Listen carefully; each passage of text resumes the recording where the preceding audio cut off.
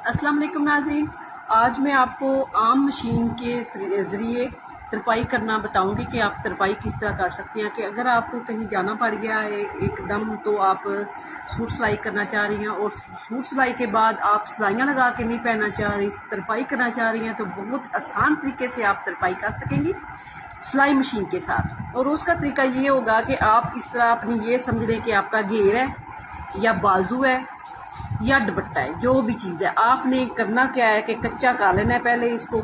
जिस तरह हम पहले कच्चा तरपाई के लिए करते हैं, हाथ सुई धागे के साथ हम तरपाई करते हैं, उसके लिए पहले कच्चा करते हैं।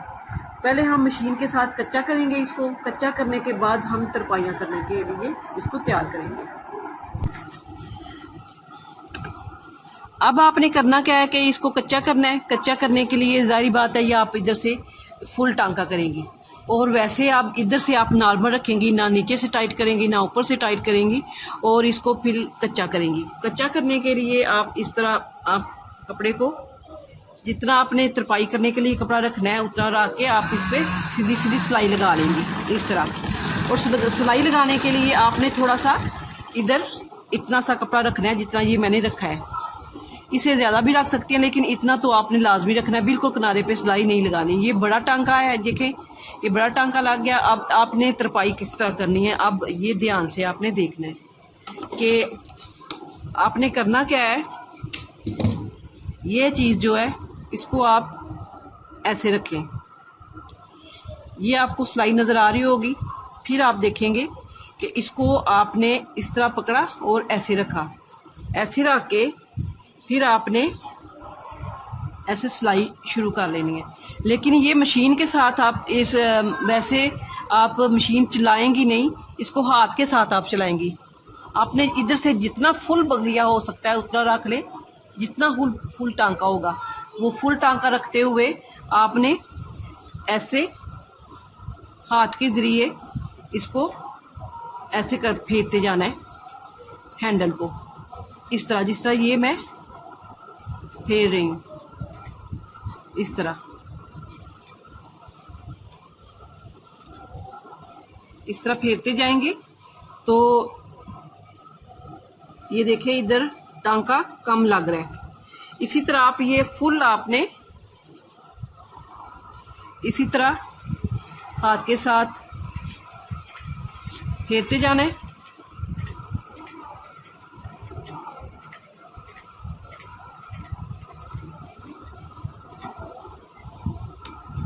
ये ध्यान रखें कि इधर से इस साइड पे ज़्यादा कपड़ा ना आए, बस मामूली सा नामालूम सा कपड़ा आना चाहिए। जिस तरह हम सुई तरपाई करने के लिए एक टांका नीचे से और ज़्यादा उधर से लेते हैं, इसी तरह आप इसकी तरपाई करने के लिए एक टांका इधर से और ज़्यादा नीचे से आप ऐसे ले सकती हैं। इसके बाद आप ये देखें ये टांका लग चुकेगा, तो आपने ये जो कच्चा किया हुआ है ये आपने ये सिलाई ख़त्म कर लेनी है। जिस तरह हम सुई धागे के साथ ये तरपाई ख़त्म करते हैं, इसी तरह हम ये तरपाई ये वाला टांका ये सिलाई ख़त्म करेंगे।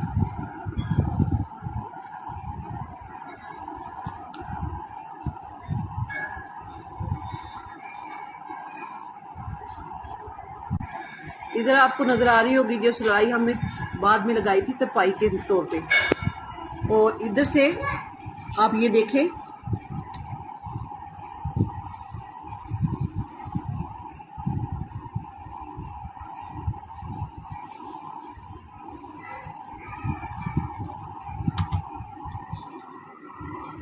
ये देखें जिधर जिधर तरपाई का हमने टांका लगाया हुआ है ये नज़र आ रहा होगा आपका।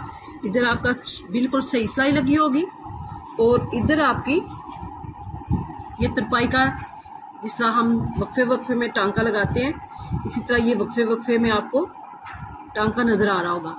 ठीक है, तो ये बहुत ही आसान तरीके से ये तरपाई आप कर पाएंगे। ये देखें ये तरपाई का हम वक्फे वक्फे में टांका लगाते हैं, उसी तरह ये टांका आपको नज़र आ रहा होगा, क्योंकि ये भैया हमने बड़ा किया हुआ था।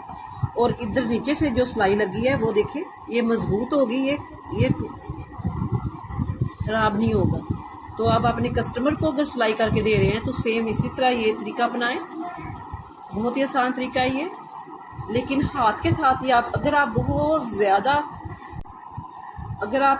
ज़्यादा अच्छे से सिलाई लगा सकते हैं तो आप अपनी मोटर वाली जो हाथ है मशीन है उसके साथ चला सकते हैं, वरना आप हाथ के साथ ही मशीन को चलाएं आराम आराम से, ताकि आपका टांका वक्फे वक्फे से लगे। क्योंकि जो हाथ से तरपाई करते हैं फिर भी उससे जल्दी और बहुत आसानी से आप कर सकेंगे इस तरह तरपाई। अगर आपको ये मेरा तरीका पसंद आए लाइक करें, शेयर करें, सब्सक्राइब करें। अल्लाह हाफिज़।